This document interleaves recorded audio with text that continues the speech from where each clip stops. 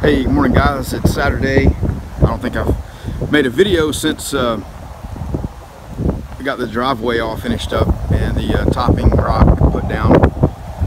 Really pleased with it, and it's made a big difference. I wasn't sure if I was going to have the money to spend on this right now, and I wanted to for sure get all the equipment and all that finished up and what I needed for now, and then had a little bit left over, so decided to get the money spent on this. And since I've had it down, we had two weekends ago in the Dallas area that it rained pretty much all weekend, and I was actually out of town at NYC CNC for training that weekend. But when I came back, I didn't have any water around the building. I mean, this was really nice and packed, and you could walk on it. You don't get anything on your shoes, when you walk in the shop. You don't track in mud. And then that base stuff that's down underneath this, for sure, if you walk on it and then walk in the shop, you leave these white, footprints. It's sort of a white, milky, muddy looking stuff that's sticky.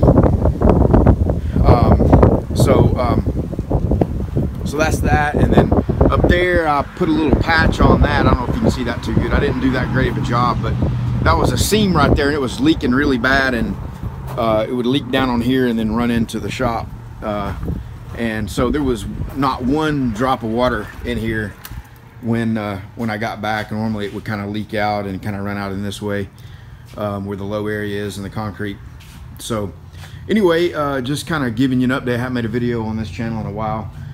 Things seem to be going pretty good. Got a few things I've been working on, some stuff here just that I've posted locally. I've posted it on eBay as well, but I thought, make a run at getting some, putting these out here really cheap to let people pick these up for Christmas gifts. And it's been pretty popular, although I'll say that a lot of people have committed to buy them, and then when it comes to come picking them up, they haven't done it yet. But I've sold a handful of them, and a couple, I think one of these flags, that one is spoken for, waiting for the person to come get that one. And then this is one that was a sign I made that was made to order. And then here's one that I was giving it a try, Texas A&M one. I'll overlay a picture that gives you a better look at it with a white background.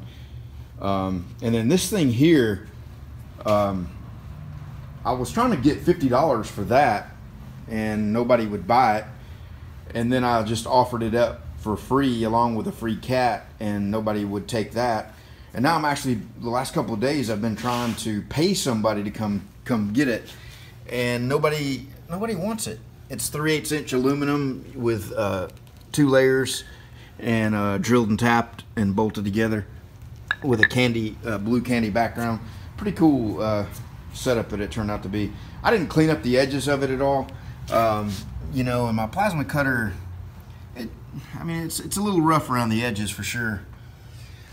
So still kind of working on that and getting it tweaking in. I haven't really spent a lot of time on thicker material, and there are some things that show up on thicker material for sure that don't on sheet metal, especially the flags, which is what I've been selling them, working on the most. If the edges are jagged or whatever, it actually adds to the character of the battle-worn flag. There's a big flag in that box right there going on truck freight to Oregon. One that I sold, I think they found me on eBay or maybe off the YouTube video.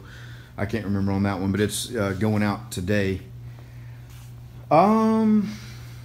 That's about it. I'm working on some other stuff. I got this thing here up, and a video I'm working on for that. Hoping for some good luck on that.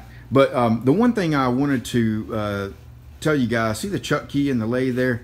The last, 2 videos ago, I put a link in here that I made on the Turbo Cobra channel.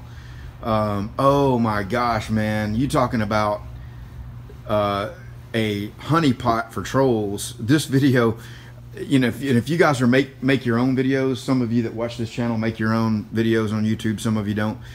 But if you make videos on YouTube, we all have this thing where, we want our videos to be popular. We want people to watch them. Not necessarily for the money, although that is part of it. It's really just more of kind of an acceptance thing. You want your stuff to be liked. You want people to like what you do, and that doesn't always happen. But this video I made 3 weeks ago, I'll turn the camera around and tell you about it. This video I made 3 weeks ago on the other channel called A Very Cool Drill Bit. The what was it? The insert drill that I got from Greg Porter over at Greg's Garage. That video has like 150,000 views in 3 weeks, which is just, you know, for me is unheard of. But for a lot of people, you know, the big channels out there, 150,000 views in 3 weeks, that's, you know, kind of their standard. But for me, that's a big deal. You know, I've got some older videos that have gotten lots of views like that, but not in that short of time. And they are freaking killing me with the with the hate about the chuck key being left in the chuck. And I think some guys that watch this channel are machinists by trade, and watch my other channel too. Nobody that I know that are machinists said anything to me really about the chuck key. And I never knew it. I never really thought too much about it. I would never turn the lathe on with the chuck key in there, because, you know, if you're here about to, you know, turn something on the lathe and you're about to, you know, do this, I mean, your hands, and you're looking at your part, you're looking at your tool and everything. You're not going to turn this on with that in there, you know. And Martin, the Texas gun guy, told me this thing had a spring on it, which I think kind of, you know, keeps you from leaving it in there. And he was like, you know, that's the first thing I'll do is take the spring out of them. Anyway, now other people had issues with the way I used that drill bit in ways that it wasn't really meant to do. But really the purpose of the video was just to kind of show, you know, people that aren't machinists and don't see machine tools that much, something a little bit different. That was all. I wasn't really trying to do anything, just kind of sharing something I thought was cool. That's all. That's it. But man, go check the comments out on that video.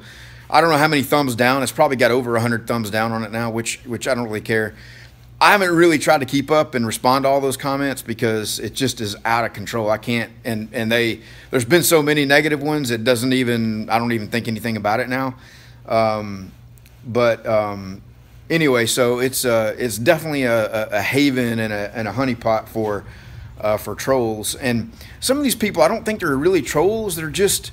They've lived a very sheltered life. They are afraid of everything. They are, not only are they afraid themselves, they are afraid for other people, you know. And man, I mean, if I see somebody smoking, I don't go like, hey, you know, that's, oh my gosh, I can't believe you're smoking. I mean, that's up to you. You want to smoke, or you want to, you know, drive without your seatbelt on or whatever, that's fine.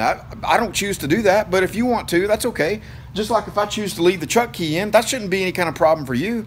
You know, it's just, these people are just, they live in a world and they live a life that I couldn't imagine it. I really just couldn't imagine walking around where you are troubled and fearful for so many other people about what they do, because you have no control over it.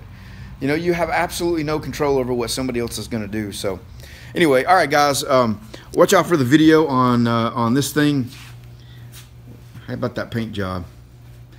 Anyway, I'm going to cut this off. I know I've been rambling on here, or I could, you know, pull a VW Darren and say, you know, I'm about to cut this off, but then you keep talking for another 5-10 minutes. But anyway, so I've been, you know, I was just going to say that the plasma table has been working well. The main issue I discovered with it that I was having was this, it being a chain drive unit. You know, it's like a motorcycle chain or a chainsaw chain. They loosen up, you know, definitely after it's brand new and it's been used for a little bit, it started to loosen up, and that created quite a bit of backlash. I mean, it was really, really loose. You could take the end of this here and pull it out and see probably a 1/4 inch gap. I mean, it just had a lot of slop in it. But one question for those of you that own plasma tables, I was just curious if would converting this machine over to a rack and pinion drive instead of the chain drive, you know, swap the pulleys out on the drive motors, and then put the rack in, bolt it in. I think it's something, I know it was an upgrade I could have purchased at the time I bought the machine, and just opted not to do it. I really went with the most base model I could, you know, to just try to get, you know, figure out, you know, what.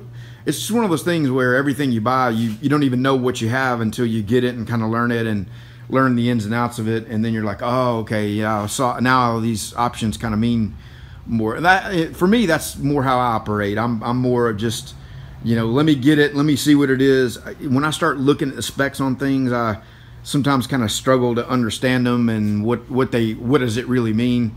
It's just too much information to digest because I'm so scattered and have so many different things going on at one time. I can only put my attention on any one thing just for a little bit until it comes time to actually use it and make it work. Now it's got my attention, you know, trying to make it work right. But all right, guys, I'm going to cut it off for sure this time. Hope everybody's doing good. Thanks.